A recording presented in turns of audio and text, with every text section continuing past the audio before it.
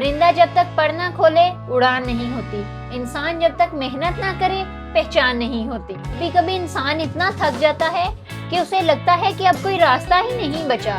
मैं अक्सर रातों को जाग जाग कर ये सोचती थी कि आखिर मेरे ख्वाब कब पूरे होंगे, कब वो दिन आएगा जब मैं अपनी मर्जी की, अपनी सोची हुई जिंदगी जी सकूंगी। कामरान भाई, आज से बहुत साल पहले कभी मेरे पर वो वक्त भी था जब हम कभी खाना खाते थे, कभी नहीं खाते थे। फाकों से हमारे घर में सारा राशन खत्म हुआ होता था। मैं इतनी मजबूर हो गई थी कि मैं अपने हमसायों के, अपने रिश्तेदारों के घरों के दरवाजे खड़काती थी। अच्छा, इस उम्मीद में शायद मुझे कोई हेल्प मिल जाए, कोई तो मेरा सहारा बन जाए, जो मुझे खाने के लिए कम से कम एक वक्त की रोटी दे दे।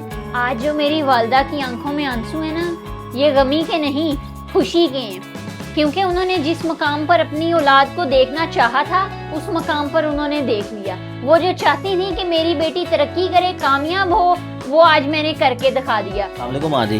जी वालेकुम सलाम। माँ जी, कैसा लगता है आपने जो ख्वाब देखे थे आज आपकी बेटी वो पूरा कर रही है, तो कैसा लगता है? मुझे बहुत अच्छा लगता है कि मेरी बेटी अपने पाँवों पे खड़ी हो गई है। मैंने बहुत मेहनतों से अपनी बेटी को पाला था और मैंने यही ख्वाब देखा था कि मेरी बेटी भी किसी मकाम पे पहुंच जाए, लेकिन अल्लाह का शुक्र है आज मेरी बेटी जिस मकाम पे है वो मेरा ख्वाब मेरी बेटी ने पूरा कर दिया है। आपने अपनी बेटी को क्या सिखाया था?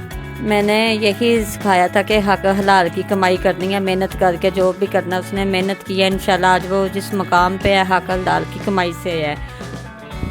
भाई रोने वाली तो बात है, ये खुशी के आंसू हैं कि आज मेरी बेटी किसी मकाम पे पहुंच गई है। खुशी मैंने जितनी लोगों के घरों में मेहनतें करके अपनी बेटी को पढ़ाया लिखाया, इस मकाम पे पहुंचाया, तो रोने वाली तो बात है ना कि मेरी बेटी ने आज मेरा ख्वाब पूरा कर दी, अपनी बेटी को किसी मकाम पे पहुंचाया है। माशाल्लाह अच्छी मेहनत करके लाती है, हमारा सहारा बन गई है। अपनी पढ़ाई लिखाई, अपना जहेज, हर चीज़ वो खुद मैनेज कर रही है कि हमें अब कुछ नहीं करना पड़ता। उन्होंने बोला, मुझे आज भी याद है, उन्होंने यही बोला कि हम तुम्हारी मदद नहीं कर सकते। लेकिन कामरान भाई, आप यकीन करें, मेरा दिल तब टूटा, मुझे दुनिया का तब पता लगा कि इंसान का खुद की मेहनत ही उसका सहारा है। तुम्हारे और तुम्हारे घर के खाने पीने का खर्चा तुम्हारा हमने ठेका नहीं उठाया हुआ।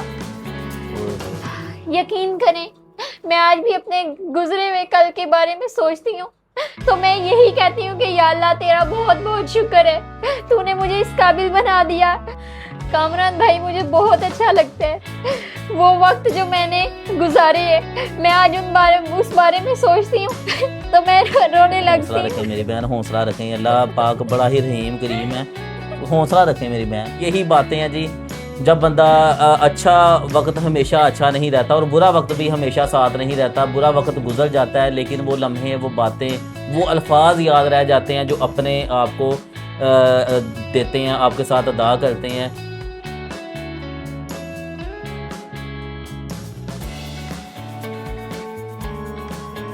बिस्मिल्लाहिर्रहमानिर्रहीम। अस्सलाम वालेकुम फ्रेंड्स, कैसे में आप खैर वाफिया से होंगे। आज मैं लाहौर शहर की एक ऐसी बाहिम्मत बहन के पास मौजूद हूँ जिन्होंने भाई, जिनकी बड़ी सोच थी और अपनी सोच को पूरा करने के लिए इन्होंने दिन रात मेहनत की। मुसलसल 2 साल की मेहनत के बाद आज ये इस मुकाम पे पहुँची हैं कि इनका जो खाने को दिल करता है वो मिनट में मंगवा लेती हैं, जो इनका पीने को दिल करता है वो पी लेती हैं, जो पहनने को दिल करता है वो पहन लेती हैं। कहीं घूमने फिरने जाना होता है तो किसी के आगे हाथ इनको नहीं करना पड़ता। माशाल्लाह से ये काम करके इन्होंने अपना जहेज़ भी बनाया है, माँ का सहारा भी बनी है। गिरने का गम नहीं था, संभलने की फ़िक्र थी। हालात सख्त थे मगर बदलने की फ़िक्र थी। दोस्तों, यही वो लोग होते हैं जो हालात के सामने झुकते नहीं बल्कि हालात को अपने सामने झुका लेते हैं।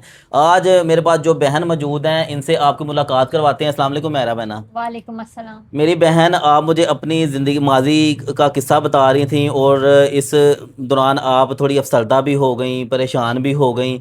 ना मांगना चाहती थी तो ना मैं किसी के आगे हाथ फैलाना चाहती थी, क्योंकि मेरा एतबार ये है, खुदा की ज़ात के अलावा किसी इंसान के आगे हाथ नहीं फैलाना चाहिए। माशाअल्लाह। खुदा ने आपको हाथ, पाँव, कान सब सही दिए ना, तो कमा कर खाएं, कमाने के लिए दिए। ये हाथ खुदा ने मेहनत करने के लिए दिए, किसी के आगे मांगने के लिए नहीं दिए। मैंने कमाने का क्योंकि ख्वाब था मेरे दिल में, तालीम भी थी मेरी, मैंने जगह जगह सीवी सबमिट करवाई। लेकिन पाकिस्तान का कानून ये है कि यहाँ रिश्वत और सिफारिश के अलावा कोई मेहनत नहीं देखता, कोई अच्छा। तालीम नहीं देखता, कोई हुनर नहीं देखता। यहाँ सिर्फ यहाँ पैसा चलता है, यहाँ रिश्वत चलती है। ओए होए। मैंने बहुत से लोगों को अपनी सीवी जमा करवाई, अदारों में जमा करवाई, हाँ बहुत से लोगों से रिक्वेस्ट की, अपनी काबिलियत दिखाई, अपनी तालीम दिखाई, अपना हुनर दिखाया, लेकिन मेरा खुदा गवाह है कि उनमें से किसी एक बंदे ने भी मुझे जॉब नहीं दी, ओए होए। क्योंकि इंसान दूसरे इंसान को गिराना चाहते हैं। कोई इंसान ये नहीं चाहता कि वो मेरे से ऊपर चला जाए, वो मेरे से ज्यादा कमा ले। ये वो जात खुदा की है जो हमें देती है ताकि हम दूसरों के को दें, हम दूसरों का वसीला बने। मैंने हर बंदे के आगे सीवी जमा करवाई, रिक्वेस्ट की, लेकिन किसी ने भी मुझे जॉब नहीं लगवाई। उसके बाद मैंने मेरी एक दोस्त थी, अच्छा। मोहल्ले में भी थी, बचपन से थी। अच्छा। वो बहुत ज्यादा खुश थी। हाँ। मैं देखती थी कि वो अपना कमा रही है, अपना खा रही है, किस तरह। मेरे जितनी काबिलियत, मेरे जितनी तालीम उसमें नहीं है, मेरे जितनी मेहनत नहीं करती वो, पर वो फिर भी खुशहाल है। फिर भी वो जो उसका दिल करता है वो कर रही है, पहन रही है, खा रही है, पी रही है, आ रही है, जा रही है। किस तरह? मैंने एक दिन उससे कसम देकर पूछ ही लिया। अच्छा। तो मैंने कहा, बहन आज तुम मुझे बता दो कि तुम ऐसा क्या कर रही हो जिसकी वजह से तुम इतनी खुशहाल हो, मुझे भी बता दो। हाँ। ये बात सच है कि आजकल के दौर में भाई भाई को नहीं बताएगा कि मैं ये कर रहा हूँ, ये कर रहा हूँ, मैं लेकिन कैसे आगे निकल गया और तुम कैसे हाँ। पीछे रह गए। हाँ, ये बात हकीकत है। लेकिन मेरी उस दोस्त ने मुझे बताया कि वो किस तरह अपनी जिंदगी को पुरसकून और पुर आसाइशों में गुजार रही है। अच्छा। तो तो फिर मैंने क्या भी, बताया उसने, इतनी मिन्नत समाज के बाद क्या बताया उसने? उसने मुझे पैसे इन्वेस्ट करने का जब कहा तो मैंने कहा मेरे पास तो इतने पैसे नहीं है, मैं हाँ। कहाँ से इन्वेस्टमेंट करूं। अच्छा। तो उसने मुझे कहा, बहन हौसला रखो, ना लाख जमा करने हैं, ना हजारों की तादाद में जमा करने हैं, अच्छा। ना 10,000, ना 5,000, सिर्फ और सिर्फ 300 रुपए। अच्छा। और मैं हैरान हो गई कि 300 रुपए में तुम इतना खुश हो।